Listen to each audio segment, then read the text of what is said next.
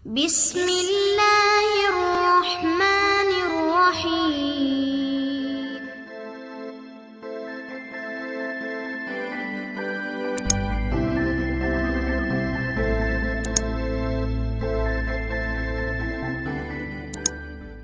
Assalamualaikum warahmatullahi wabarakatuh.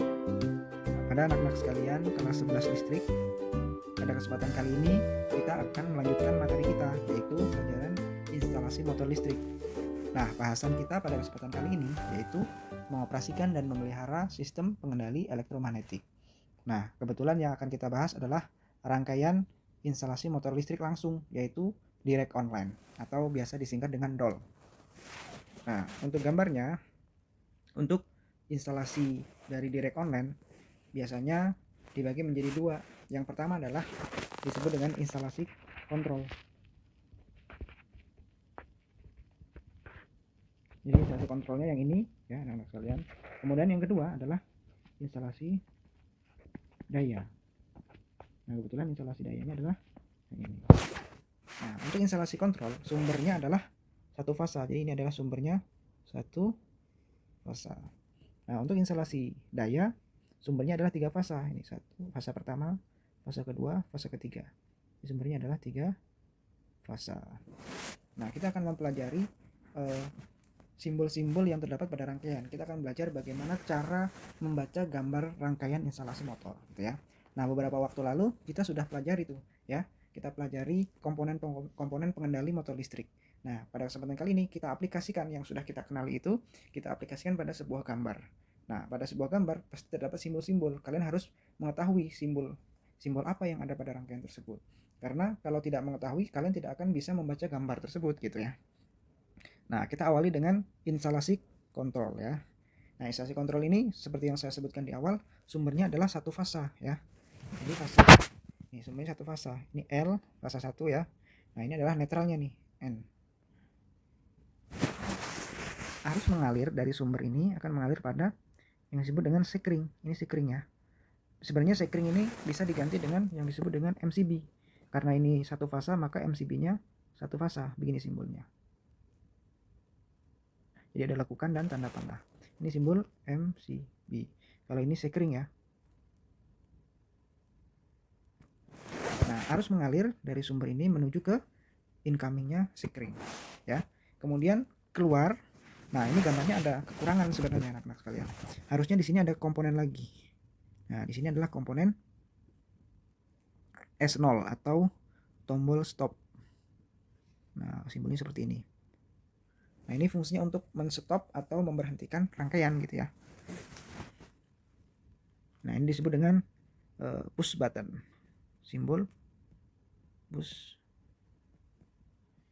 button ya. Fungsi push button S0 ini adalah untuk men-stop. Nah, dia kontaknya yaitu kontak NC atau normally close. Nah, ini kan tertutup ya. Jadi kalau ketika kita tekan, maka dia akan terbuka sehingga arusnya akan terputus, yang mengakibatkan rangkaiannya akan terputus juga gitu ya. Rangkaian kendali motornya akan terputus. Yaitu ini kontak NC. Nah, berlanjut ya dari MCB atau sekring keluar masuk menuju ke S0, incomingnya S0. Biasanya simbolnya di sini 1. Nah, di keluarnya 2 gitu ya. Nah, dari 2 ini dia akan keluar menuju ke ke push button S1 ke sini ya.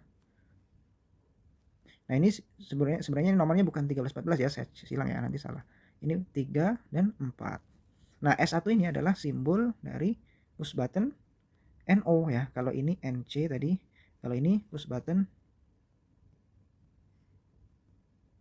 NO atau normally open. Jadi dalam keadaan normal dia terbuka nih kontak ini. 3 dan 4 ini akan masih terpisah gitu ya. Makanya dia disebut dengan push button NO. Nah, fungsinya dia untuk memulai atau men-start rangkaian motor listrik gitu ya. Nah, ketika ditekan, nah ini ketika S1 ini ditekan ya, dari sini ditekan, maka kontak ini akan menyentuh 4 ini akan menuju 3 sehingga arusnya akan mengalir. Dan yang disebut dengan K1 di sini ya, arusnya akan mengalir ke sini. Nah, kita kemarin sudah mempelajari pada kontaktor itu terdapat kontak bantu ya. Inilah yang disebut dengan kontak bantu dari kontaktor ini ya, kontaktor K1 ini.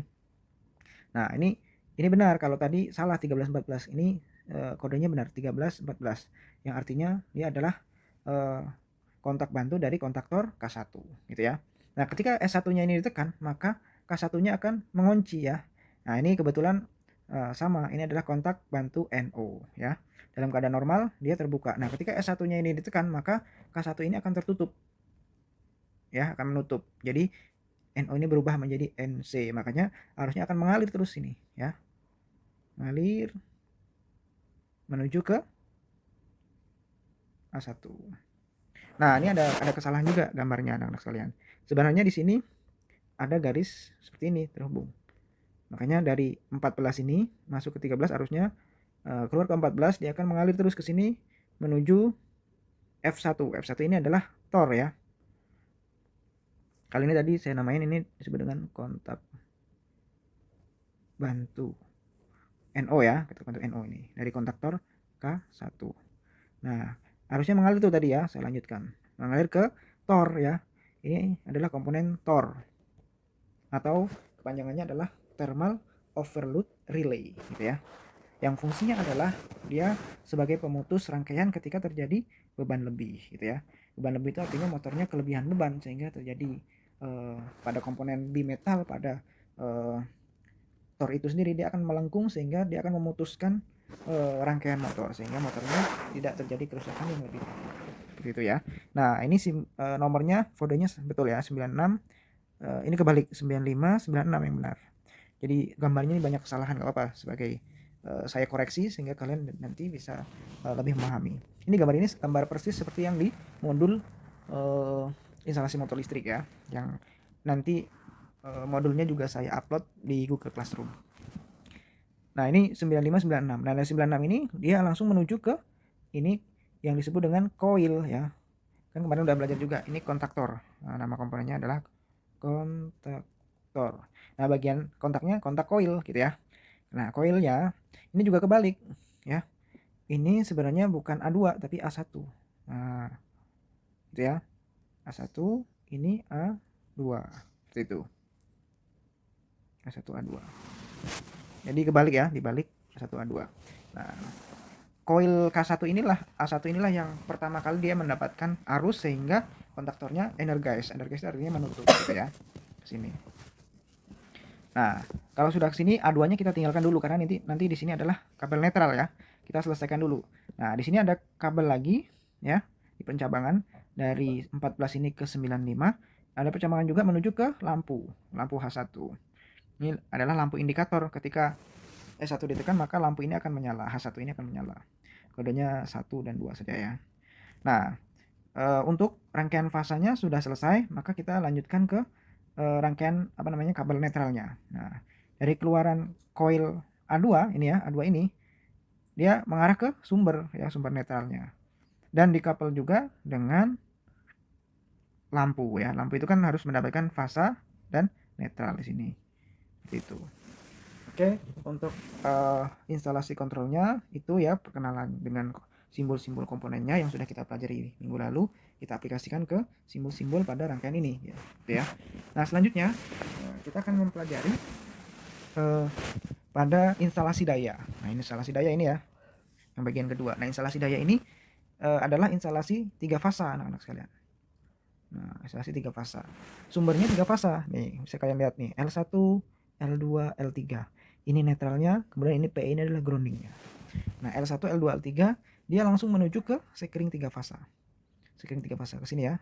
Ini L1-nya menuju sekring 3 fasa atau MCB 3 fasa.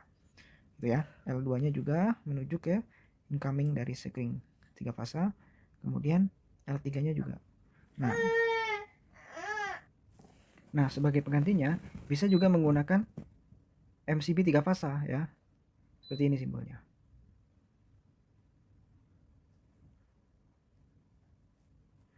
Nah, ini MCB 3 fasa. Tapi pada gambar ini kebetulan menggunakan sekring. Nah, dari sekring ini simbolnya 1, 2, 3, 5. Nah, keluarnya adalah 2, 4, 6. F9 ini adalah sekringnya. Sebagai penggantinya juga bisa menggunakan MCB 3 fasa ini ya. Ini simbolnya seperti ini. Jadi jangan nggak boleh asing dengan simbol ini gitu ya.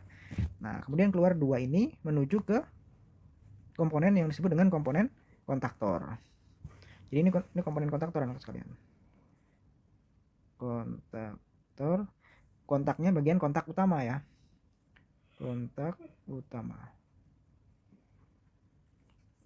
Nah, kontak utama ini kodenya adalah untuk incomingnya 1, 3, dan 5 gitu ya. Kemudian keluarnya 2, 4, 6 dan langsung terhubung dengan komponen kontak utama dari TOR ya. TOR adalah thermal overload relay gitu ya. Nah, ini kebetulan juga kontak utamanya yang 3 fasa. Nah, dia langsung terhubung ya. Jadi komponen kontaktor dan TOR ini saling terhubung gitu ya. Sehingga keluarnya langsung ke 2, 4, 6 ini menuju ke arah motor UVW. Ini motor 3 fasa. Ya. Nah, ini untuk rangkaian daya sebenarnya lebih simpel dibandingkan dengan rangkaian kontrol gitu ya. Karena 3 fasa dia langsung saja dari sumbernya ini dia langsung menuju ke sekring atau MCB, kemudian dia langsung menuju ke kontaktor ya, kemudian langsung ke TOR dan langsung menuju ke arah motor. Nah, mungkin sekian materi kita, yaitu pengenalan bagaimana cara membaca gambar sistem pengendali motor langsung di rack outline. Sekian saja anak sekalian, saya akhiri. Assalamualaikum warahmatullahi wabarakatuh.